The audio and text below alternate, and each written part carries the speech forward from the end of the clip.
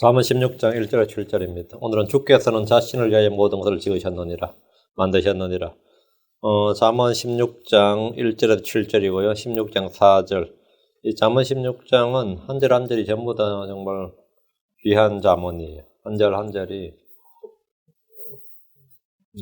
잠언 16장 4절. 잠언 16장 4절 같이 읽습니다.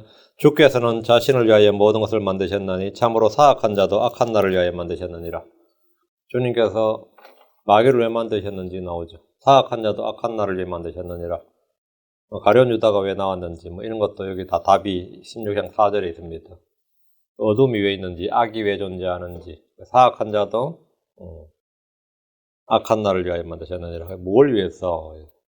모든 것을 만드셨다. 자신을 위하여 모든 것을 만드셨다. 잠깐 기도합니다. 위대하시고 거룩하신 주 하나님 감사합니다. 하나님께서 이 시간에 복을 주시고 주의 영을 충만케 해주셔서 주의 말씀이 건너있게 은혜롭게 잘 선포되도록 해주시고 듣는 모든 혼들이 말씀을 들을 때에 참 믿음으로 잘 듣도록 또 주의 말씀으로 듣도록 또 하나님께서 시각을 열어주셔서 깨닫는 마음을 갖고 주의 말씀을 있는 그대로 영감 있게 그렇게 마음에 간직하도록 도우시길 간구합니다. 주의 영을 충만케 해주십시오. 오늘 시간보다 은혜가 차고 넘치는 시간이 되도록 해주시고 잠언의 모든 말씀 한 절 한 절이 저희 마음에 깊이 각인될 수 있도록 주께서 역사해 주시길 간구합니다. 이 시간 주의 첫날 모든 성도들에게 복을 주시고 주님께서 위로부터 내려온 지혜와 명철을 저희 가운데 가득 담아주시길 간구하고 모든 혼들이 주께서 주신 은혜의 선물들을 받도록 도와주십시오. 감사드리며 주의 성교답니다. 아멘. 오늘 우리가 공부할 잠언은 한 절 한 절이 모두 암송해 둬야 될 만한 아주 위대한 잠언들입니다.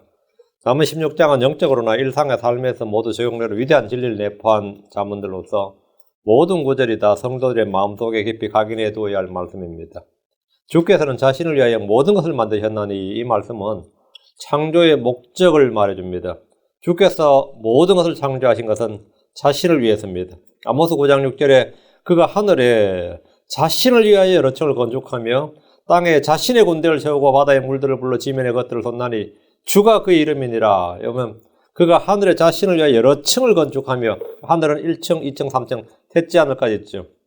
주님께서 여러 층을 건축하며 땅에 자신의 군대를 세우고 바다의 물들을 불러 지면의 것들을 솟나니 바다의 물들을 불러 지면에 솟는다.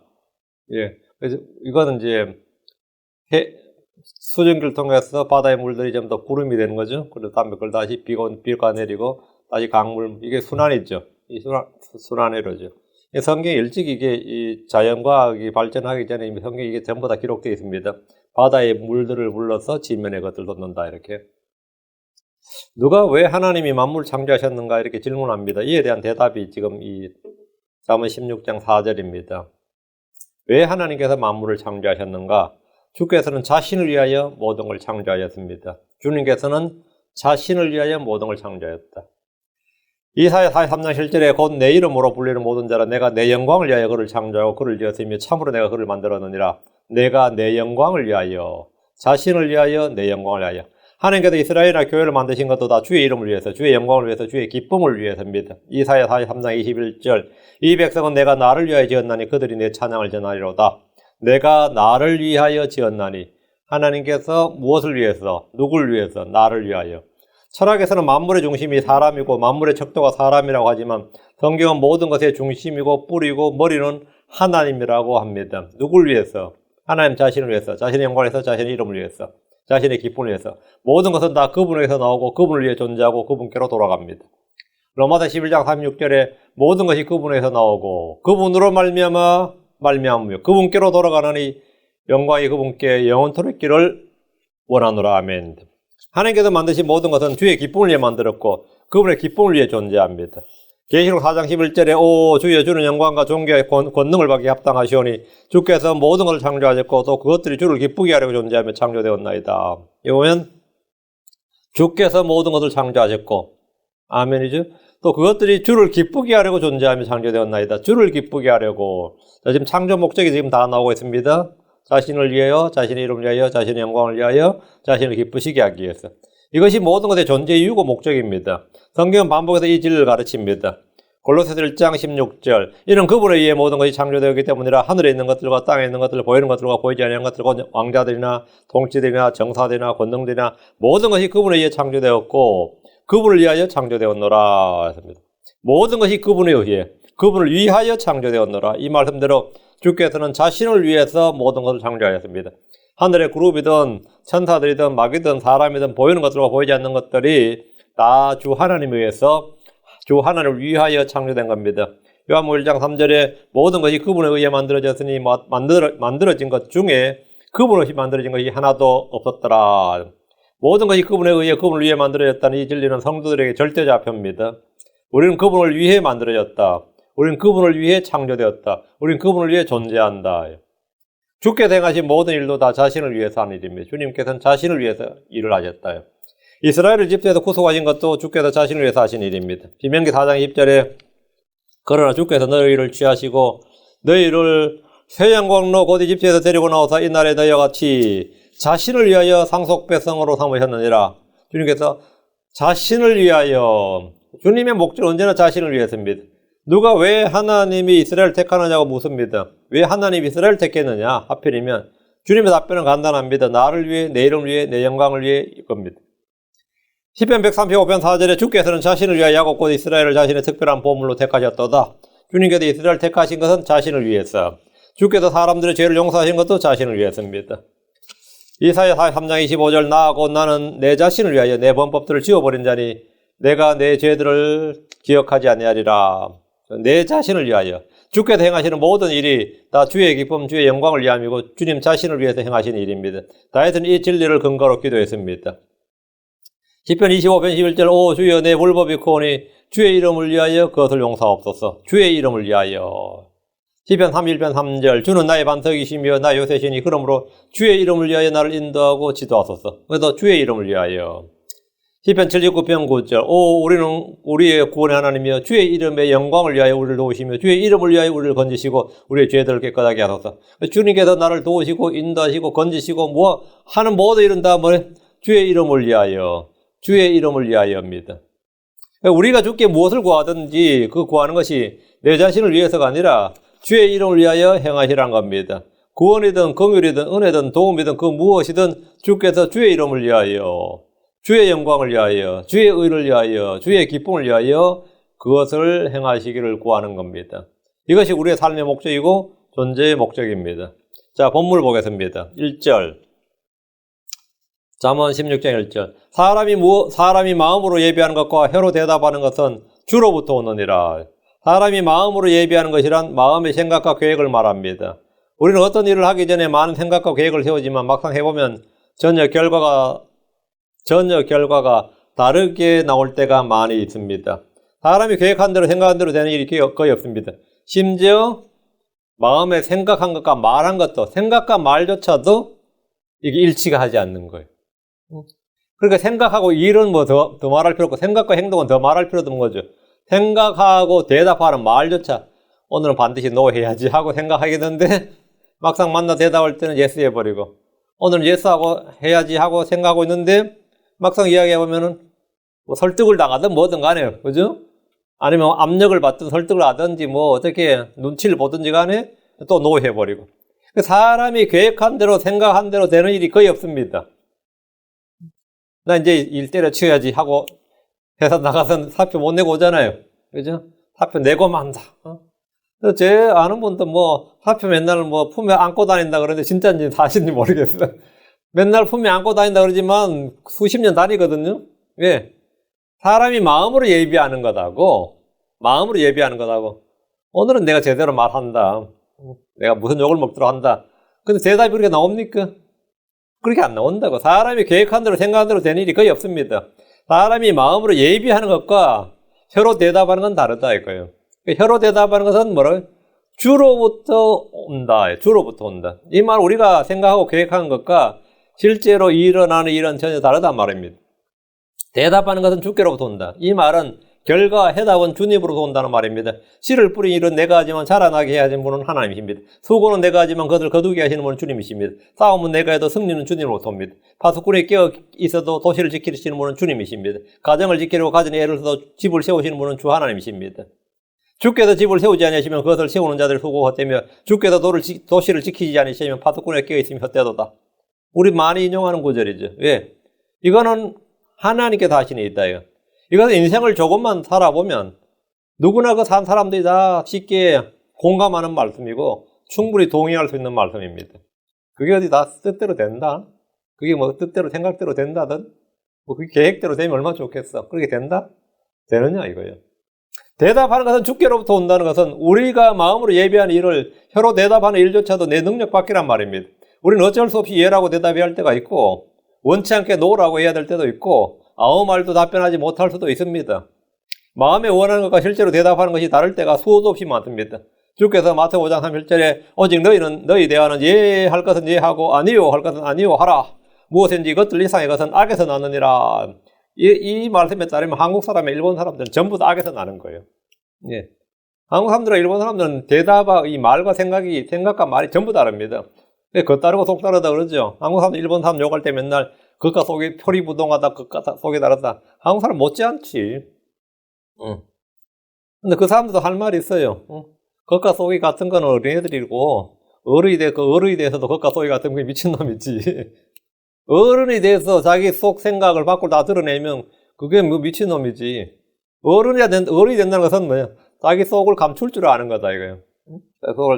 근데 크리스천들은 어떻게 된다고 하죠? 예 할 것은 예, 아니요 할 것은 아니요 하라, 이거야. 그 말과 생각이 항상 딱 같아야 된다, 그죠? 예 할 것은 예 하고, 아니요 할 것은 아니요 하고. 근데 실제 잘 못 그러죠. 야고보서 5장 12절 오직 너희의 예는 예라 하고 너희 아니요는 아니요라 하라. 이것은 너희가 정죄에 빠지지 아니하게 하려 함이니라. 여기 사람들은 이게 좀 돼요. 그러니까 대답할 때 보면은 yes, no가 그냥 딱 yes는 yes고 no는 바로 no예요. 근데 한국 사람들은 내가 지한테 그동안 얼마나 잘해줬는데 이런 마음을 갖는다고. no 하면 어떻게 no 할 수 있나 이거죠. 상대 no 할 만하니까 no 하는 건데 우리는 그게 아니지. 인과관계의 정치적이란 말이죠, 전부 다. 어떻게 그렇게 쉽게 no 하지? 쉽게 no 하지? 이런 마음을 갖죠. 쉽게 no 하지. 그게 자기 관계를 고려해서 우리는 다 대답한단 말이에요. 이게 전부 다 악에서 나는 거죠. 우리는 진리의 말씀으로 답변할 수 있도록 언제나 기도해야 됩니다. 우리의 생각대로, 뜻대로, 계획대로 되지 않는 일들에 대해서 성경은 이렇게 말합니다. 잠언 19장 21절 사람의 마음에 많은 계획이 있을지라도 주의 뜻 그것만 있으리라. 잠언 20장 24절에 사람이 가는 것은 주에게서 나오나니 그런즉 사람이 자기 길을 어찌 깨달을 수 있으리요. 사람이 가는 길이 뭐래? 주에게서 나오나니 그런즉 사람이 어찌 자기 길을 깨달을 수 있어요. 사람이 자기 길도 자기가 깨닫지 못한다 이거예요. 내가 오늘 뭘 해야 될지, 오늘 어디로 가야 될지도 깨닫지 못한다는 거예요. 이게 이게 인생이에요. 주님 우리의 마음의 생각과 소원과 꿈과 상상과 계획을 이루어 주실 수도 있고 그것을 모두 무너뜨릴 수도 있습니다. 사람의 대부분의 생각은 생각으로만 그칩니다. 그러나 주의 뜻은 굳게 섭니다. 잠언 21장 21절에 왕의 마음이 물 있는 강들과 같이 주의 손 안에 있나니 그분께서 친히 원하시는 것으로 그것을 돌리시느니라 하십니다. 주님은 자신의 뜻대로 사람의 마음을 움직이실 수 있습니다. 예레미야 10장 3절 오 주여 내가 알거니와 사람의 길이 사람 자신에게 있지 아니하며 걷는 자의 걸음을 인도하는 것이 그 사람이 있지 아니하나이다. 이것도 이제 20살만 돼도 벌써 이게 깨닫는 진리 중에 하나입니다. 사람의 길이 사람 자신에 있지 않으며 예를 들면 내가 이걸 안다는 거예요. 우리 다 아는 거죠. 여러분의 길이 여러분 안에 있습니까? 여러분의 걸음을 인도하는 것이 그 사람 안에 있지 않다요. 여러분 안에 있지 않다 이 말이에요. 길을 걸어도 목적지에 무사히 도착하는 일은 주님으로부터 나옵니다. 내가 인생을 이렇게 살 줄, 내가 여기서 이렇게 살 줄 누가 알았겠어요? 나도 몰랐고 내 부모도 몰랐고 아무도 몰랐다요. 내 자신도 몰랐어요. 전혀 몰랐다요. 2절입니다. 사람의 모든 길이 그의 눈에는 깨끗하나 주께서는 영들 달아보시느니라. 사람의 모든 길이 그의 눈에는 깨끗하나 이 말이 뭐예요? 사람의 모든 길이 그의 눈에 깨끗하나. 사람은 저마다 자기 합리화 변명의 천재다 이거예요. 자기 눈엔 다 깨끗해. 그게 어떻게 깨끗하냐 그러면 내 말을 잘 들어봐 이렇게. 그래서 이때부터 뭐죠? 자기 죄에 대한 종교적 변명이 시작되는데 이 자기 방어 기술, 자기 보호 본능이 발동하지 않은 사람은 아무도 없어요. 그거는 학력과 이런 건 전혀 무관합니다. 누구나 다 이 자기 생각, 자기 철학으로 자기 보호 본능을 발동시키면 무엇든지 변명거리를 만들어낼 수 있어요. 그리고 어떤 사람도 옆에서 할 때 아주 한심해 보일지 몰라도 그 사람 눈에는 그게 아니에요. 야, 남들이 날 이해 못한다 그러지. 남들이 날 이해 못한다 그러지. 자기 눈에는 뭐라 그게? 옳고 깨끗하다고. 그 자기 생각과 자기 철학이 있고 나름대로 다 옳다는 길로 간다 이겁니다. 아무리 생각 없이 사는 사람 같아 보여도 나름 자기 인생에 대한 나름의 철학을 가지고 있습니다. 사람은 누구나 자기를 변명하고 옹호하고 합리화하고 방어하는, 자기를 보호하는 이 보호 본능, 이 방어 기술, 죄에 대한 종교적 변명을 가지고 있으며 여기에 대해서는 천재적인 기술을 가지고 있습니다. 여기에 대해서는. 그 전부 다 말하면 다 할 말이 있는 거죠. 뭐 우리말도 뭐 핑계 없는 무덤 없다 그러죠. 다 할 말이 있다 이거예요. 사람의 모든 길이 그의 눈에 깨끗하다는 말은 자기 나름대로 다 이유가 있고 변명거리가 있다 이 말입니다. 잠언 12장 15절에 어리석은 자의 길은 그의 눈에 오르나 권고의 길을 이룬 자는 지혜로우니라. 어리석은 자의 길은 어리석은 길이 아니에요. 그의 눈에는 옳다 이거예요. 그것도 그 사람에게는 뭐래요? 그게 그 당시에 최선이었고 최상이었다 이거예요. 그의 눈에는 오르나. 자기 길은 자기 눈에 깨끗해 보이고 그의 눈에 옳아 보입니다. 옳게 보입니다. 잠언 16장 2절 사람의 모든 길이 그의 눈에 깨끗하나 주께서는 영들을 달아보시느니라. 사람의 모든 길이 그의 눈에 깨끗하나. 자기 눈은 옳고 자기 눈은 깨끗하다 이거예요. 이 목사님들도 마찬가지입니다. 그 변명할 때 보면 기가 막혀요. 기가 막혀요. 엄연한 거짓말로 드러나고 불법으로 드러났는데도 난 하나님 영광을 위해서 했다는데 뭐. 난 그 일이 한국교회를 위해서 하나님 영광을 위해서. 이제 제 주변 동료들 중에도 제 주변에 우리 킹김 성김 같은 목사님 중에도 그런 분 계세요. 야, 어떻게 그렇게 뻔뻔하게 거짓말하고 그렇게 도둑질하냐 그러는데 하나님 영광을 위해서 했다는데. 근데 그분 전혀 그 변하지 않아요. 몇십 년이 지나도 그래요. 잠언 21장 2절 사람의 모든 길이 그의 눈에 옳게 보여도 주께서는 마음을 살피시느니라. 사람의 모든 길이 그의 눈에 옳게 보여도. 그래서 이 종교 싸움이 벌어지면 이게 끝이 안 나는 거예요. 왜? 다 자기 눈에 그게 옳게 보인다 이거예요. 자기 눈에 옳게 보인다. 주의 눈에 옳게 보여야 되는데 자기 눈에 그의 눈에 옳게 보여도 주께서는 마음을 살피시니라. 주님은 영들을 달아보시고 마음을 살피신다 이거예요. 주님은 사람이 자기 눈에 옳은 대로 행하지 말라고 하셨습니다. 우린 자기 생각을 버리고 자기 길을 버리고 주를 따라야 됩니다. 우리가 보기에 좋은 대로 옳은 대로 아니라 주께서 보시기에 좋은 대로 옳은 대로 행해야 됩니다. 이스라엘은 주께 율법을 받았지만 자기 눈에 옳은 걸 행했습니다. 사사기 17장 6절 그때는 이스라엘에 왕이 없었으므로 사람마다 자기 눈에 옳은 것을 행하였더라. 자기 눈에 옳은 것을 행했다는 말은 주의 복을 따르지 않았다는 말입니다. 우리는 사람들의 철학이 아니라 하나님으로부터 받은 판단의 법도 죄와 불법, 선과 악에 대한 절대 기준, 절대 좌표가 있습니다.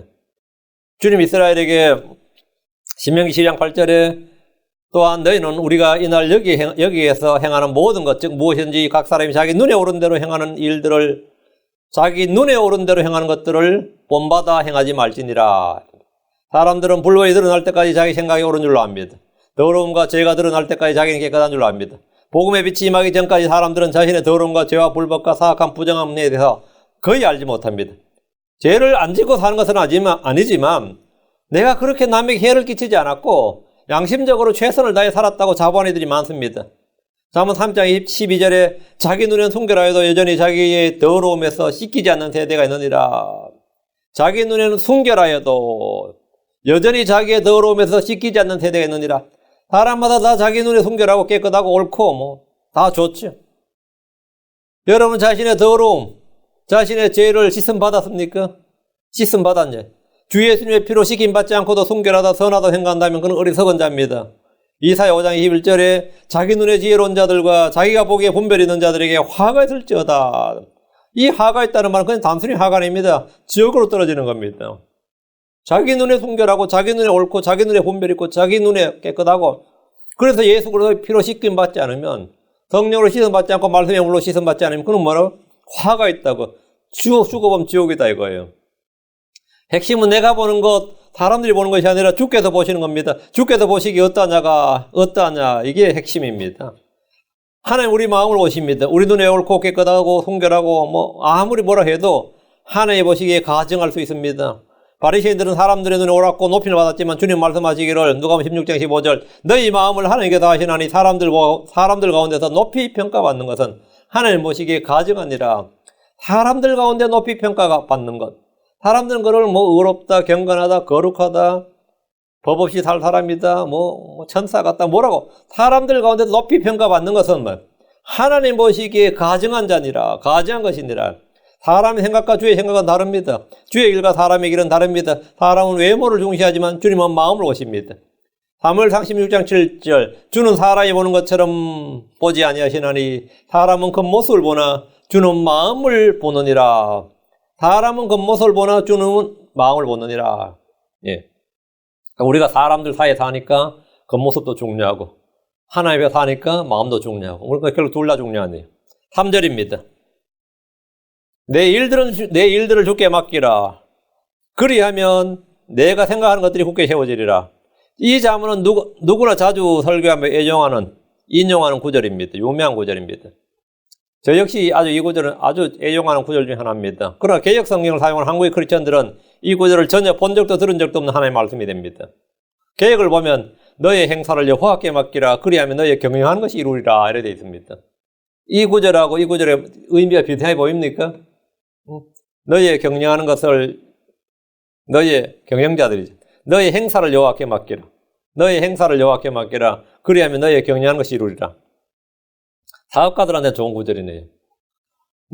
내 일들을 주께 맡기라. 내 일들을 주께 맡기라. 그리하면 내가 생각하는 것들이 굳게 세워지리라. 킹제임스 성경과 한번 비교해 보시면 전혀 다른 구절입니다. 내 일들을 주께 맡기라. 우리는 사건 사고 나면 그 일을 맡아줄 전문가를 구합니다. 세금 문제를 맡길 세무사나 회계사를 구하고 법률 문제를 맡길 변호사를 구합니다. 재산이 많은 사람은 자신의 그 자산을 관리해 줄 전문가를 구합니다. 헐리우드의 어떤 유명한 배우가 자기 재산 탕진해서 자기 자산 관리사를 고발을 했어요. 자산 관리를 잘못해가지고 자기 파산했다고. 그 자기 재산을 잘 관리해 줄 전문가를 구하는데 제일 중요한 게 뭐죠? 믿을 만한 사람이죠. 그래서 내가 세무사를 구하든 회계사를 구하든 뭐 닥터를 구하든 의사를 구하든 변호사를 구하든 자산관리사를 구하든 가장 중요한 게 뭐죠? 예, 믿을 만한 사람이에요. 신뢰할 만한 사람. 그 말은 뭐냐면 신실한 사람. 그 어느 회사나 믿고 맡길 수 있는 유능한 인재를 구하는 일에 전략합니다. 믿고 맡길 수 있는 사람. 사람들은 자신의 돈을 은행에 맡깁니다. 자신의 노후를 위해서 자신의 돈을 아낌없이 연기금에 쏟아붓기도 하고 보험회사에 맡깁니다. 자식을 맡길 수 있는 스승을 구하는 이들도 있습니다. 자신의 인생을 맡길 배우자를 구하기도 합니다. 그러나 주께 이런 일을 맡기는 사람은 거의 없습니다. 솔로몬은 지금 자문에서 내 일들을 주께 맡기라. 내 일들을 주께 맡기라. 그러니까 일을 주께 맡기면 생각이 곱게 선다, 바르게 선다. 주님은 모든 일에서 최고의 전문가입니다. 주님은 진정한 해결사입니다. 주님은 신실하신 분입니다. 주님은 불가능이 없는 분이십니다. 욥은 말하기를 욥기 5장 8절에 나는 하나님께 구하겠고 내 사정을 하나님께 맡기리라. 내 사정을 하나님께 맡기리라. 그는 자신의 어려운 사정을 하나님께 맡기겠다고 합니다. 나의 일, 나의 사정을 주께 다 맡기면 그는 평안과 안식을 누릴 수 있습니다. 나의 일들을 주께 맡기면 내가 생각하는 것들이 굳게 세워집니다. 주께 맡기지 않으면 생각이 왔다 갔다 하고 불안하고 걱정스럽고 뭐 이러다 저러다 하루도 몇 번이나 더 변하는지 모릅니다. 그러나 하나님께 맡기면 내 사정을 하나님께 맡기고 나의 일들을 하나님께 맡기면 뭐 생각하는 것이 항상 단일하게 된다. 굳게 세워진다. 주께 맡긴 일들에 대해서는 실패를 생각할 필요조차 없습니다. 주께 맡긴 일들은 이런저런 근심 걱정으로 생각이 흔들리지 않습니다.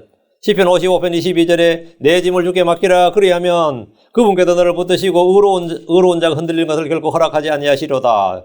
저마다 사람들은 자신이 지고 가는 짐이 있습니다. 자신이 맡겨야 할 짐이 있다. 내 짐을 주께 맡기라. 이 말씀은 마치 지금 이 시대 우편제도를 생각나게 합니다. 예전에는 짐을 옮길 때 직접 어깨에 메고 달구지 싣고 옮겨야 했습니다. 이사를 한번 하러 가면 짐을 옮기는 일이 예산 일이 아니었습니다. 요즘은 짐을 옮기는 일은 직접 하는 일이 거의 없습니다. 다 맡깁니다. 우체국에 맡기고 택배회사에 맡깁니다. 그럼 외국까지도 바로 옮겨줍니다. 이삿짐 센터에 맡기면 새 집으로 다 옮겨줍니다. 미국에서 제일 아쉬운 점이 이거 이삿짐 센터예요. 한국에서는 이사하는 게 진짜 문제도 아니었는데 그냥 이삿짐 센터에 맡겨놓고 출근하면 퇴근해 보면 출근했을 때하고 똑같이 돼 있습니다. 진짜 책장에 책 순서까지도 그대로 돼 있고 내가 그냥 밑바닥에 던져놓은 거는 밑바닥에 그대로 사진 찍어놔가지고 그대로 옮겨놔요, 진짜로. 두 건은 떨어져 있었습니다. 이러는 거예요. 두 건은 바닥에 떨어져 있었습니다. 얼마나 똑같이 옮긴지 알겠죠? 진짜 똑같이 옮겨놓습니다. 똑같이. 또 그렇게 안 해놓으면 또 난리 나요. 서비스 개판이다 그러고. 나 미국 오니까 이게 뭐 시간별로 돈 주니까 내가 거의 대부분 옮겨야 되고 엄청 불편하더라고요. 이게 이제 엄청 불편해. 그래서 이 짐을 뭐죠? 맡겨버리는 거예요. 이사를 그냥 맡겨버리는 거예요.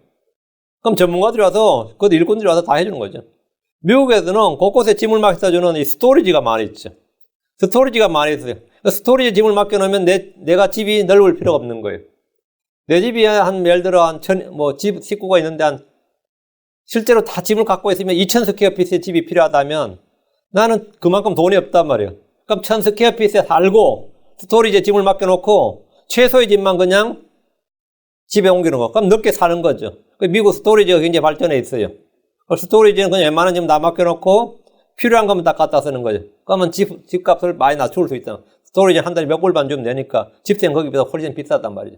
그 스토리지에 뭘 맡긴 거죠? 나의 짐을 다 맡겨놓은 거예요. 그 훔쳐가면 어떡하나 그 마음이 어떻게 되죠? 못 맡기죠. 근데 곳곳에 스토리지가 있단 말이에요. 뭐냐? 내 짐을 거의 다 맡겨놓고 나는 그냥 좀 작은 집이지만 넓게 살겠다. 아주 편한 제도입니다. 이건 아주 편한 제도예요. 자, 그럼 우리 인생의 여러 가지 짐은 누구에게 맡깁니까? 많이들이 너무 힘들다, 너무 피곤하다, 미치겠다고 호소합니다. 이런저런 문제와 이런저런 일들과 이런저런 짐들이 너무 많다고 불평합니다. 주님 말씀하셨습니다. 마태복음 11장 28절 30절. 수고하고 무거운 짐진 모든 자들아. 여러분 수고하고 무거운 짐을 지고 있습니까? 모든 자들아. 너희는 내게로 오라. 내가 너희에게 안식을 주리라. 나는 마음이 온유하고 겸손하니 너희 위에 내 멍에를 메고 내게 배우라. 그리하면 너희가 너희 혼을 위한 안식을 찾으리라. 내 멍에는 쉽고 내 짐은 가벼우니라. 주께서 우리의 짐을 다 맡아주십니다. 누구라도 자신의 일, 자신의 사정, 자신의 짐을 주께 맡기면 그분께서 그를 붙드시고 흔들리는 것을 결코 허락하지 않으십니다. 누구나 마찬가지겠지만 저는 누구보다 걱정과 근심거리가 많았습니다. 이 문제를 해결하는 방법은 단 한 가지입니다. 주께 맡기는 겁니다. 성경에 말하기를 베드로전서 5장 7절 너희의 모든 염려를 그분께 맡기라. 그분께 너희를 돌보시느니라. 주님 우리를 뭐라? 돌보신다. 주님 우리를 케어하신다 이거죠.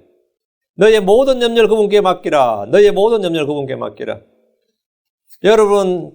여러분의 집에 있는 잔디도 여러분 케어하죠. 여러분 뜰에 있는 꽃이나 나무도 전부 다 케어하죠. 주님께서 뭐라고요? 우리를 뭐 하신다? 케어하신다. 너희의 모든 염려를 그분께 맡기라. 그분께서 너희를 돌보시니라. 그분께서 너희를 돌보시느니라. 우리 이 말씀에 따라 주께 나의 모든 근심과 걱정과 염려를 다 맡깁니다. 어떤 면에서 우리는 개보다도 믿음이 약해, 그죠?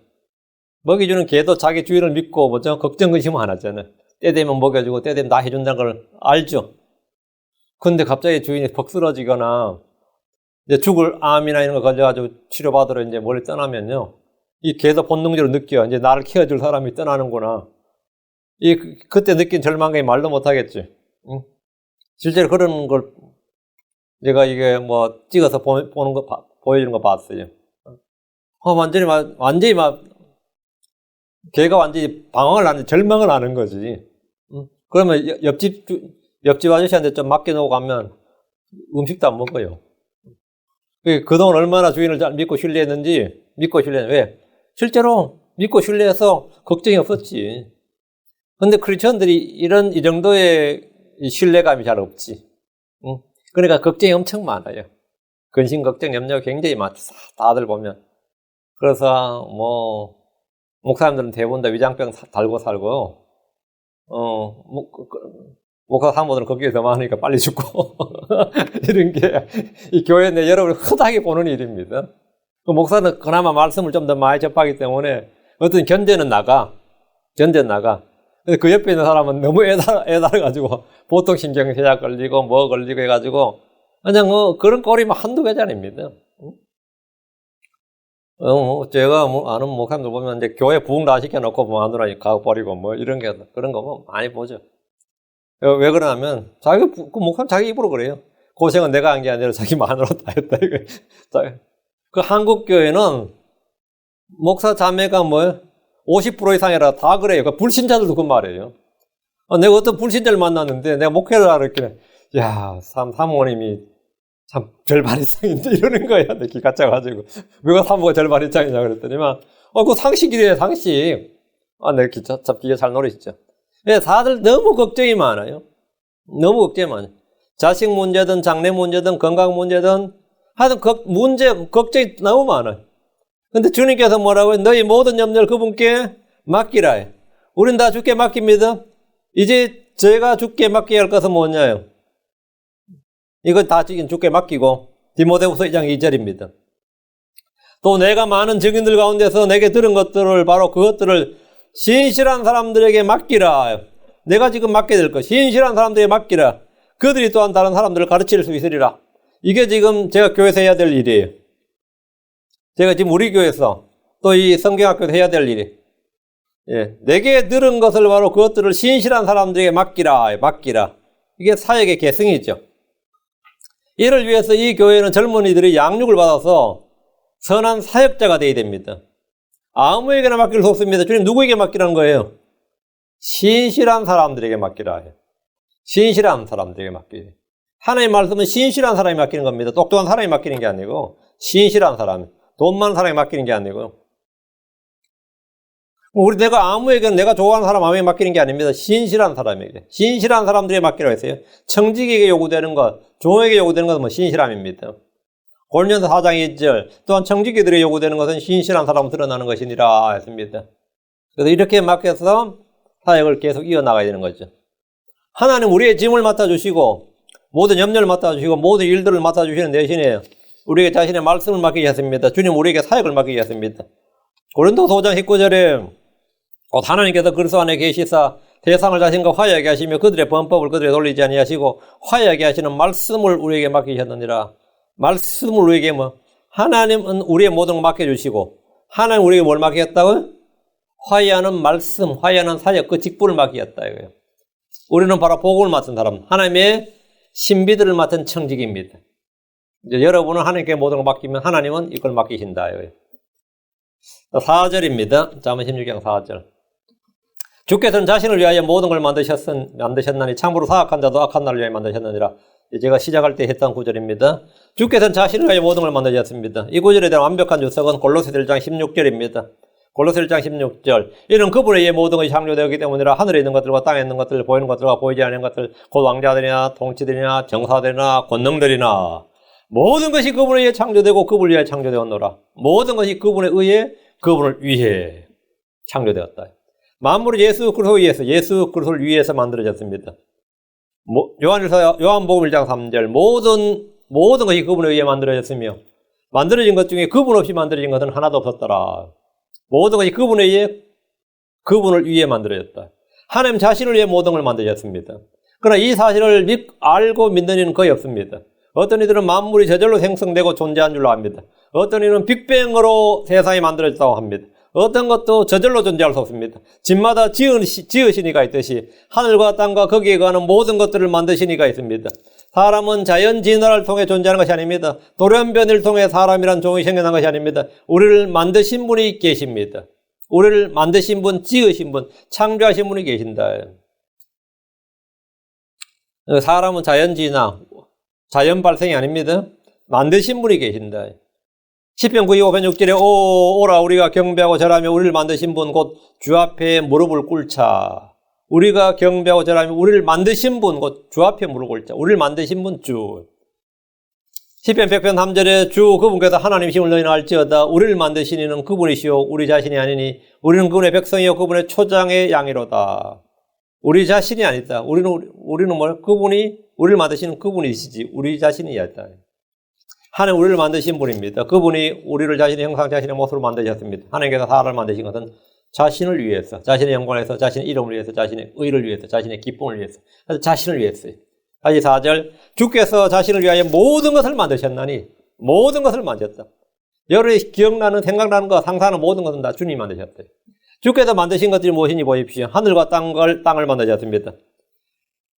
이사야 31장 16절에 오 그룹들 사이에 거하시는 만군의 주 곧 이스라엘 하나님이여 주 곧 주만 홀로 땅의 모든 왕국의 하나님이시니이다. 주께서 하늘과 땅을 만드셨나이다. 해와 달과 별들을 만드셨고 땅과 거기에 충만한 것들, 바다와 거기에 있는 모든 것들을 만드셨습니다. 시편 146편 6절. 그분은 하늘과 땅과 바다와 그 안에 모든 것을 만드셨으며 영원히 진리를 지키시고 주님은 사람을 만드셨습니다. 지옥을 만드셨습니다. 모든 걸 다 만드셨습니다. 시편 104편 24절에 오 주여 주께서 행하신 일들이 어찌 그리 많으신지 주께서 지혜로 그것들을 다 만드셨사오니 다 만드셨다. 다 만드셨다. 심지어 사악한 자도 악한 나를 위해 만드셨습니다. 마귀들은 주께서 창조하신 창조물입니다. 죄인들 역시 주께서 만드신 창조물입니다. 질병이나 재앙이나 어둠이나 사망이나 모두 다 주님께서 만드신 것들입니다. 어떤 일은 선하신 하나님께서 악을 창조하셨는가 질문합니다. 빛이신 하나님께서 어둠을 창조하셨는가 이상액입니다. 빛이신 하나님께서 어둠을 창조하셨는가? 선하신 하나님께서 악을 창조하셨는가? 어떻게 그럼 악이 존재할 수 있는가?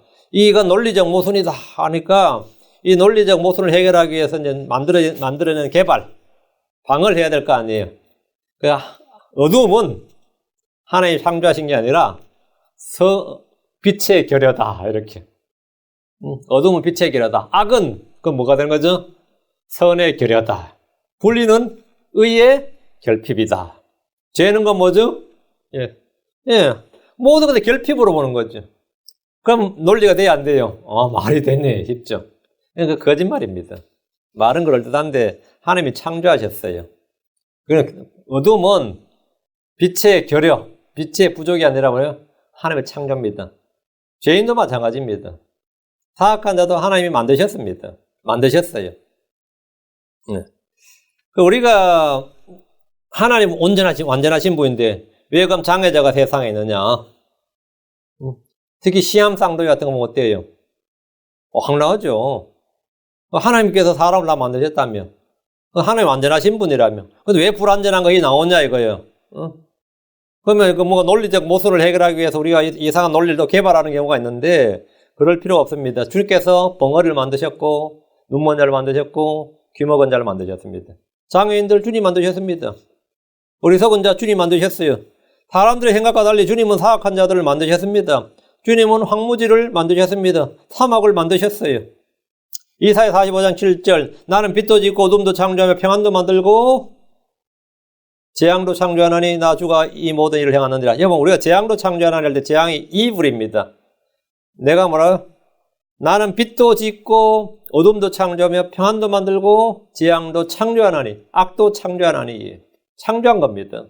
나 주가 이 모든 일을 행하느니라. 주님은 아담을 에덴의 동산에 두실 때 이미 거기에 선악을 알게 한 선악을 good and evil입니다. good or evil 아니에요. good and evil 두 개 있다고요. 선과 악이에요. 선과 하나님께서 창조하나니 나 주가 이 모든 일을 행하느니 주님 내가 했다고요. 그걸 왜 하셨느냐? 주님께서 자신을 위해서 했다고요. 자신의 영광을 위해서, 자신의 이름을 위해서 왜 하셨느냐? 주님 사탄을 왜 만드셨느냐? 하나님 사람을 왜 만드셨느냐? 죄질 줄만 알았다고. 왜 만드셨어요? 내 영광을 위해서 했다고. 내 이름을 위해서 했다고요. 그룹이 배반하고 타락할 줄 몰랐느냐? 알았다고요. 그거 왜 하셨느냐? 내 이름을 위해서 했다고요. 나를 위해서 했다 이거예요. 사람을 위한 거 아닙니다. 주님 자신을 위한 겁니다. 주께서 만드신 것들은 우리를 위해서가 아니라 주 하나님 자신을 위해서, 자신을 위해 만들고 자신을 위해 존재하는 겁니다. 바퀴벌레를 왜 만들었죠? 주님께서 나를 위해서 했다고. 사람을 위해서 한 게 아닙니다. 사람 입장에서 그거 없었으면 좋겠다 싶은 거 있잖아요. 각종 악성 종양도 그렇고 바이러스도 그렇고 사람들 해를 끼친 세균도 그렇고 없었으면 좋겠지. 우리가 원래 징그러운 거 없었으면 좋겠잖아요. 하나님이 그 사람을 위해서가 아니라 뭐라고요? 하나님을 위해서 만든 거예요. 하나님을 위해서. 하나님을 위해서. 주께서 선과 더불어 악을 두시고 생명과 더불어 사망을 두시고 복과 더불어 저주를 두신 것은 우리가 택하라는 겁니다. 우리는 악을 거절하고 선을 택해야 됩니다. 사망에는 생명을 택해야 됩니다. 지옥에는 하늘을 택해야 됩니다. 주님은 모든 걸 만드셨고 악한 나를 위해 사악한 자도 만드셨습니다. 우리는 의로우신 분 예수를 택해야 됩니다. 5절입니다. 마음이 교만한 자는 다 주께 가증한 자니 손에 손을 잡을지라도 그는 벌을 면하지 못하리라. 마음이 교만한 자는 다 주께 가증한 자라고 하셨습니다. 멸망에 앞서 교만이 나갑니다. 교만은 주께서 가증해 기는 죄입니다. 잠언 21장 4절에 거만한 눈빛과 교만한 마음과 사악한 자의 쟁기질은 죄니라. 거만한 눈빛, 교만한 마음, 사악한 자의 쟁기질은 죄니라. 마귀는 모든 교만한 자녀들을 다스리는 왕입니다. 욥기 41장 34절에 그는 모든 높은 것을 바라보는 자요 모든 교만한 자녀들을 다스리는 왕이니라 하시니라. 모든 교만한 자녀들을 다스리는 왕, 마귀입니다. 예수님은 마음이 온유하고 겸손하신 분입니다. 예수님 자기를 낮추셨습니다. 예수님 자기를 부인하셨습니다. 마귀는 자기를 높였습니다. 그는 교만한 자였습니다. 야고보 4장 6절에 그러나 그분께서 너만 은혜를 베푸시나니 그러므로 그분께서 이르시되 하나님은 교만한 자들 물리시시나 겸손한 자들에게 은혜를 베푸느니라 하시느니라. 주님은 교만한 자들을 대적하고 격퇴하십니다. 마음이 교만한 자는 다 죽게 가증한 자입니다. 예외가 없다 이 말입니다. 다 가증하다.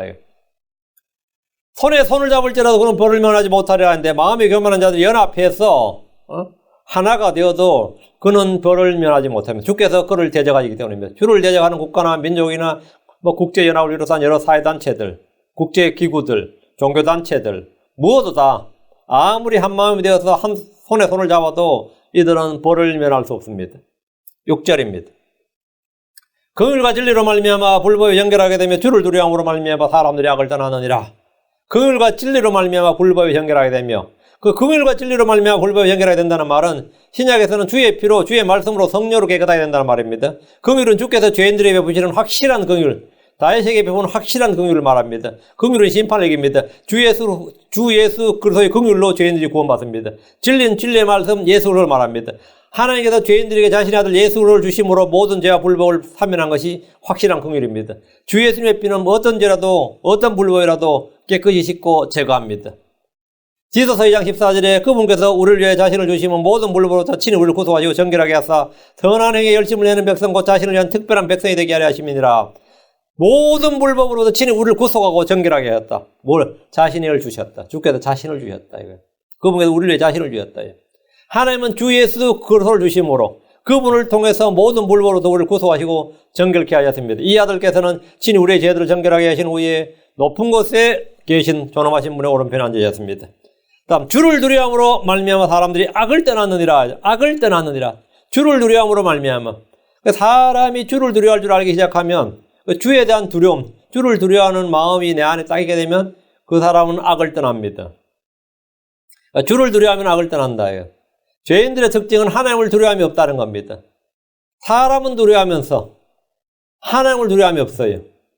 로마 3장 18절 그들의 눈앞에는 하나님을 두려움이 없느니라 함과 같으니라. 그들의 눈앞에는 죄인들의 눈앞에는 하나님을 두려움이 없느니라.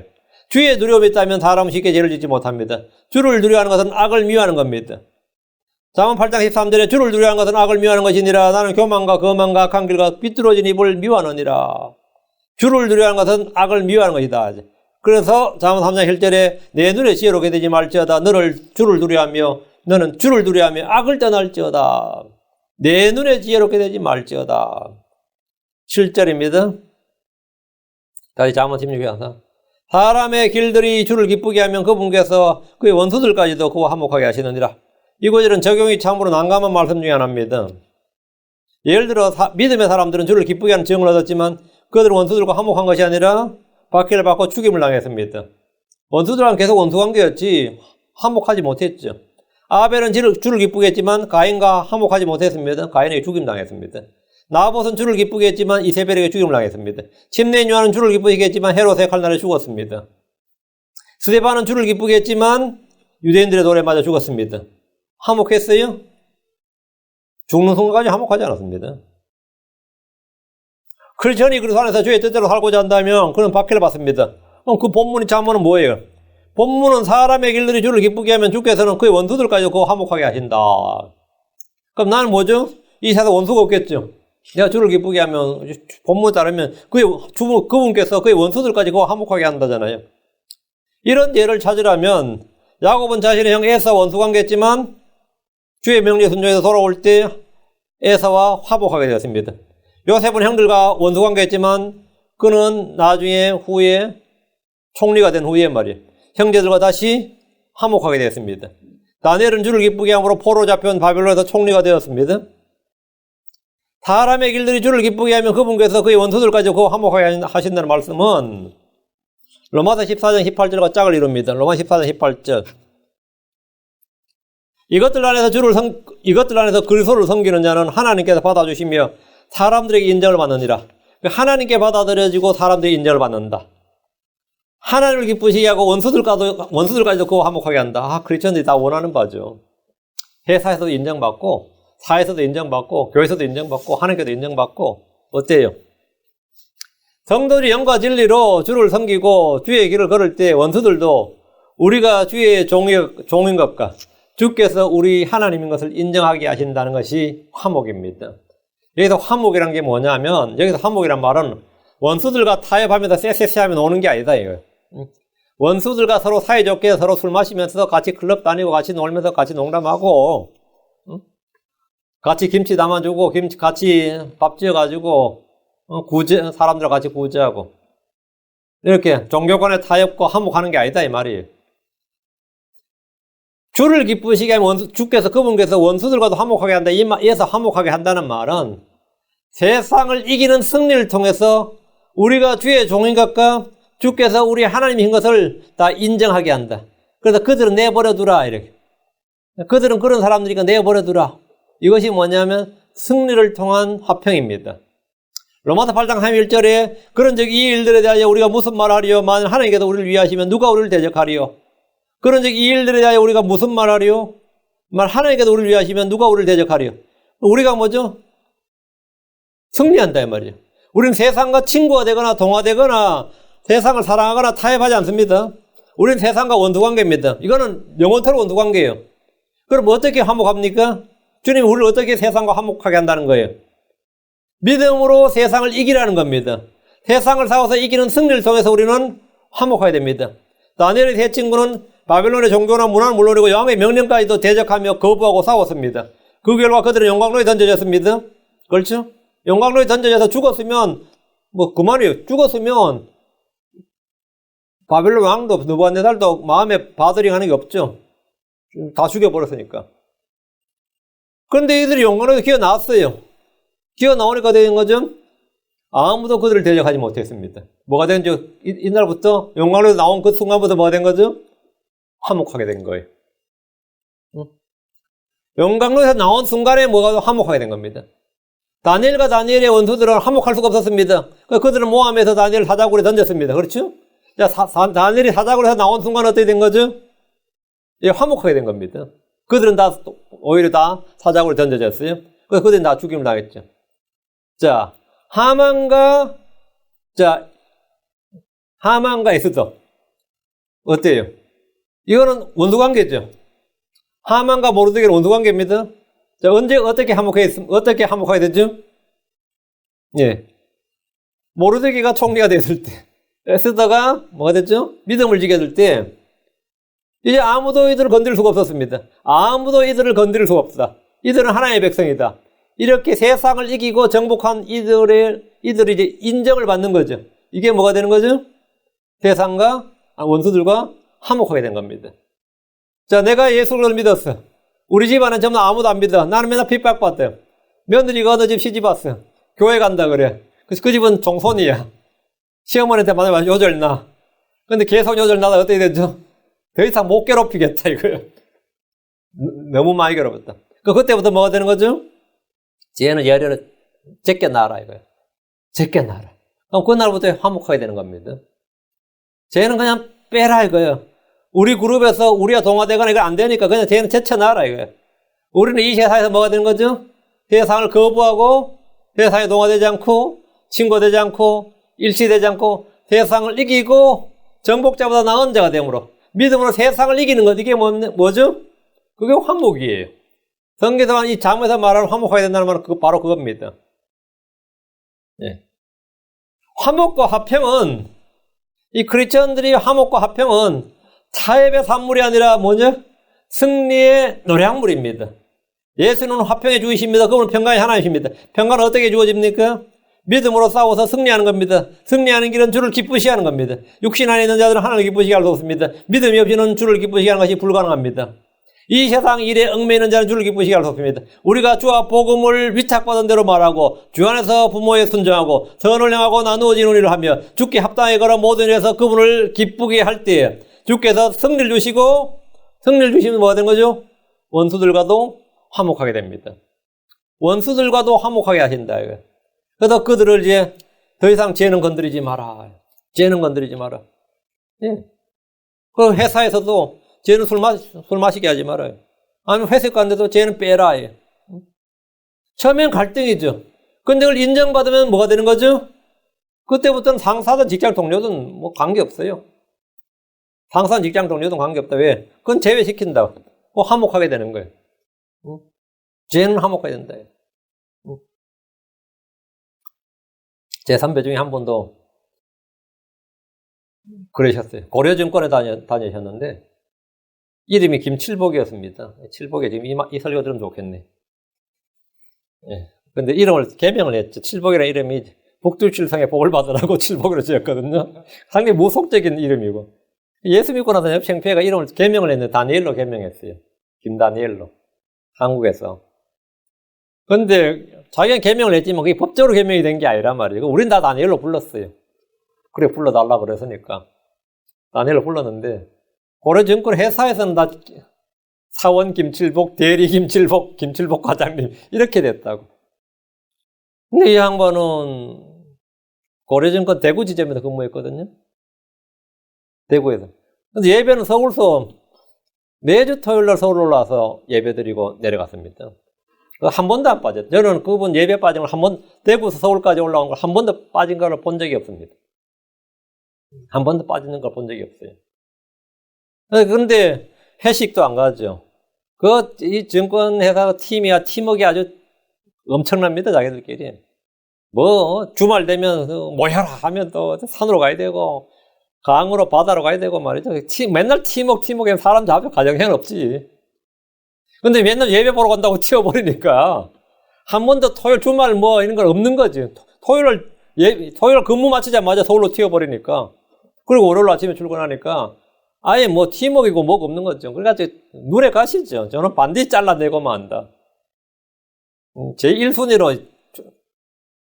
근데 이게 사람이 계속 그렇게 하고 한 번도 계속 그렇게 하니까 증권 지점장이 인정을 했어요. 저놈은 아예 우리 팀의 직원이긴 하지만 제외시켜라. 그러니까 회식 자리를 가든지 팀워크를 하든지 쟤는 아예 빼고 시작해라. 그리고 그분이 그 지점장이 한 말이 있어요. 이제 우리 회사에서 칠복이처럼 믿을 거면 내가 인정하고 칠복이처럼 믿지 않을 거면 교회 다닌다 말을 하지 마라. 그래서 자기 앞에서. 칠복이처럼 믿을 거 아니면 나 앞에서 크리스천이란 말을 하지 마라. 그걸 인정 안 한다 이거예요. 근데 이 증권이라는 게 그렇습니다. 회사에서 거그 목돈을 맡기는 사람도 있습니다. 그러니까 이 보안이 굉장히 중요하고 입이 무거운 사람, 책임감 있는 사람 필요해요. 그럴 때요, 일반 회사에서는 여호와의 증인을 찾습니다.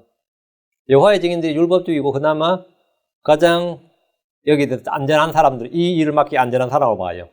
참 희한하죠. 여호와의 증인을 찾아요. 근데 그 지점에서는 김칠복을 찾아요. 그 김칠복은 전부 다 그런 일들을 전담해서 하는 거예요. 응? 일반 사람들은 잘 안 어울려. 놀러 안 다니죠. 뇌물 받을 일 없죠. 주말이면 치잖아. 어디 가서 골프 접대를 받아. 밤에 불러내가지고 어디 음식 대접을 받아. 이건 사람은 교회 가는 것하고 회사 오는 것밖에 없으니까 이 사람한테도 안 맡기는 거예요. 중요 고객 자산은 다 이 사람이 맡았어요. 그러니까 뭐가 되는 거죠? 승리하면 뭐가 된다? 원수들과? 예. 전에는 갈구리 드렸지만 지금은 아니다. 화목하게 하신다 이거죠. 지금 여러분이 누군가의 갈등 관계라면 승리할 때까지 안식이나 평화나 화목이 없습니다. 승리할 때까지. 여러분이 승리해야지 뭐가 온다고요? 화목이 오는 거예요. 우리는 그들을 괴롭히지 않잖아요. 그들이 우리를 노처치하면 우리는 완전히 평하지. 그게 화목이라고. 주를 기쁘시게 하면 승리가 오고 주께서 뭐라고 원수들까지 화목하게 하신다. 이 화목하게 하신다는 말은 같이 손잡고 잘 논다는 뜻이 아닙니다. 승리를 통한 화평, 화목이 주어진다 이 말입니다. 오늘 여기까지 하겠습니다. 다음 시간에 계속 하기로 하고 이 잠언 16장은 한 절 한 절이 여러분 깊이 곱씹어 볼 만한 한 절 한 절이 아주 중요한 말씀들이에요. 아주 중요한 잠언들입니다. 인생의 잠언들이지. 우리 인생의 잠언이 말 그대로. 기도합시다. 위대하시고 거룩한 주 하나님 감사합니다. 하나님께서 은혜와 복을 주시고 주의 영을 충만케 해주셔서 저희 마음 가운데 주를 아는 지식을 점점 늘려주시고 아버지 주께서 주신 이 잠언, 이 명철의 말씀들을 저희가 파악하게 하셔서 저희 속에 지혜가 풍부히 거하게 되고 또 하나님 저희가 자기 눈에 오른 대로 걷지 아니하고 자기 눈에 깨끗하고 자기 눈에 순결하고 자기 눈에 좋은 대로가 아니라 주께서 보시기에 주의 눈에 오른 대로 걸을 수 있는 그런 종들 되도록 인도해 주십시오. 사랑하는 아버지 하나님께서 오늘 온종일 주의 영을 충만케 하시고 말씀을 쏟아부어 주십시오. 감사드리며 주의 성기도합니다. 아멘.